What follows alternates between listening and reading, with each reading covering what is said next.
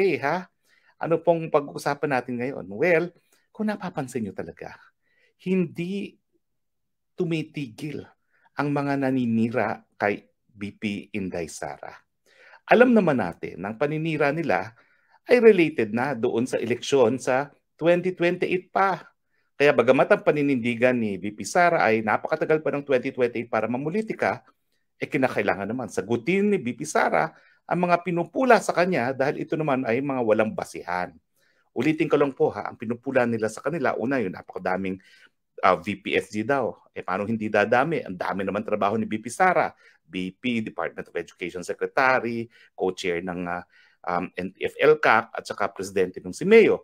Yung pangalawa, yung tinasabi nila na intelligence fund daw na walang line item nung 2022 budget nung bago siya na BP dahil yan daw ay budget pa ni BP Leni.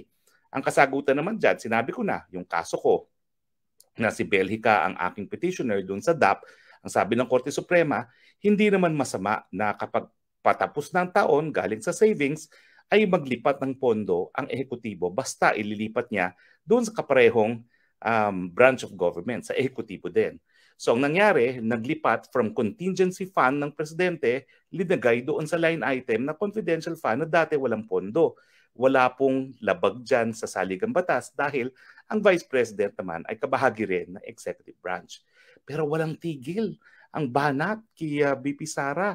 Naalala ko tuloy yung mga panahon na tumatakbo ng presidente rin si VP Binay. Ganyan din ang ginawa ng mga kakatunggali ni VP Binay, hindi siya tinigilan. Ang diferensya, yung si VP Binay dati hindi humarap sa Senado.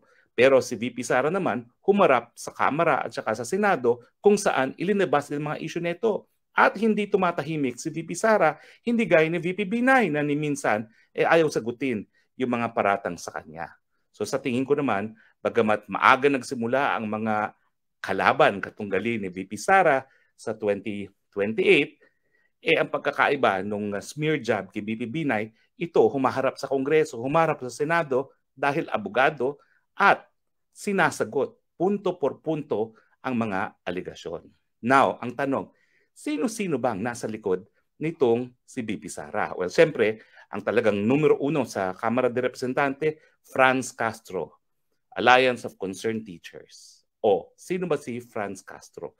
Well, sabi po ni Inday Sara nung Marso, nung inatake ng mga NPA, isang eskwelahan sa Masbate, nakakabingi sa katahimikan ang Alliance of Concerned Teachers na hindi nila binatikos at kinundena ang pag-atake, ang pagpaputok ng NPA na malapit sa paaralan na naging dahilan para mailagay sa imbulto yung buhay ng mga estudyante.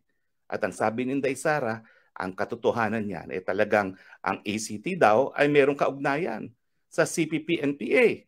Ngayon sa akin, walang masama na magkaroon ng kaugnayan sa Communist Party.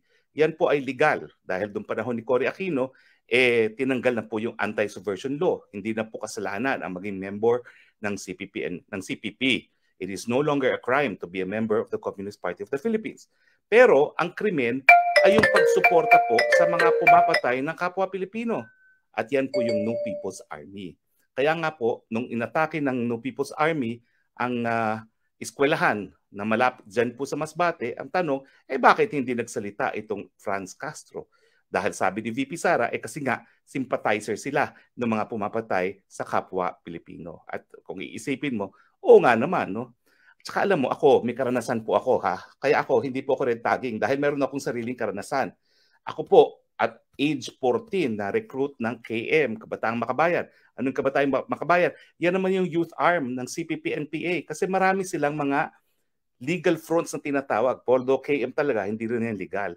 Pero marami silang mga hanay. Bumubuo sila ng mga grupo sa hanay. At sa Kabataan Makabayan yan.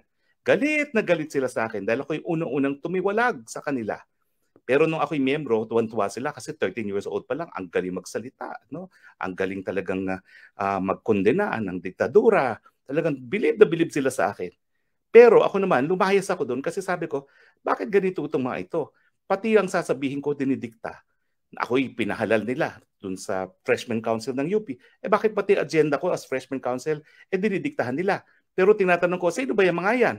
Hindi ko naman alam kung sino. Kumbaga, ang nagdidikta sa akin, centralized leadership kasi ganyan yung mga Maoist. Tapos, hindi naman nagpapakilala kung sino sila. Sabi ko, pwede ba naman yun? Dinidiktahan ako ng mga tao na hindi nagpapakilala sa akin. So tumiwalag ako. Nako, yan pong dahilan. Kaya ako napilitan pumunta ng Amerika kasi mga panahon na yon, aktivista, laban dun sa diktadura, at galit din sa akin ang mga kaliwa dahil ako'y tumiwalag at kilala ko kung sino sila. Ako po, hindi ako po pwedeng maakusa ng red tagging dahil ako may